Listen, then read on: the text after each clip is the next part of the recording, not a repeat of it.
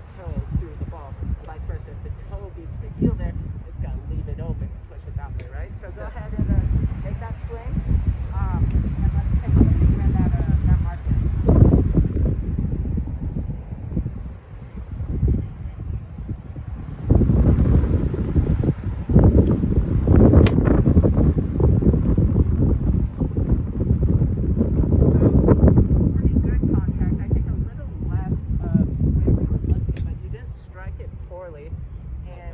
Yeah, the mark is a little, you kind of ripped it on the toe, but it was pretty close because the mark kind of works its way back toward the center a little bit.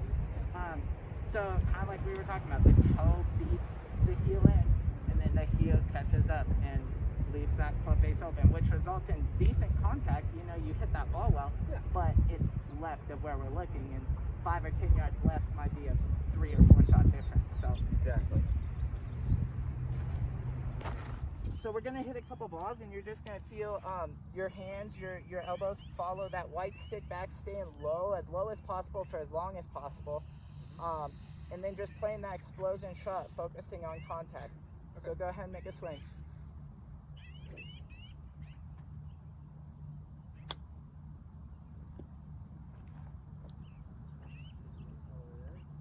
Yeah, and it's working. This green is really easy to chip on. So Jacob, we talked earlier about your speed kind of holding you back during the round, and you know, that kind of being the part of your putting that is holding you back. You know, struggling the most. So what we have set up here is a super simple drill that you can do before rounds, as well as just like in your own independent practice. And it's going to be both on your stroke and your alignment. It's going to help you make sure that your stroke is back and through. You're not getting jabby like we talked about, but also that the follow through of the putt with those open hips and all that space you create is continuing, and the handle of the club is continuing. The club head can overtake it depending on your putting stroke, but you need to make sure that you're using that space you create, you know? So go ahead and set up here with our tees down on the ground. The one on the back is just a visual reminder for how far you want to take the club back. And then this one laying flat in the follow through. I just want you to have the feeling of your putter head extending out and over that tee and not stopping. So go ahead and roll one for us.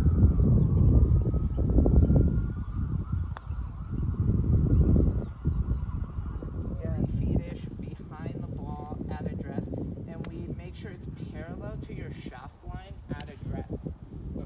And that's really important to match that angle, that line. And it's to serve kind of like what we were working on earlier when I was holding the alignment stick up. Go ahead and make a practice swing back to parallel. The stick is going to serve as a visual reinforcement to make sure that you're keeping your club on point, because your misses were going, even when you were practicing, above the stick. Yeah. You know, you weren't even hitting the stick, you were going above it. So just make sure that you're keeping your club face square to your pad. Second hole, we kind of have a problem with the real versus feel of where the club face is pointed and where we are pointing our body to start the golf swing, right? So a really easy way to check that, right, is our good old-fashioned alignment stick. So go ahead and set up to this ball, and I'm going to set this down at what we think your starting line is going to be for your soft cut, which is probably going to be the right edge of the fairway, right edge of the bunker. Yeah. So I'll go ahead and get this down for you to have as visual feedback.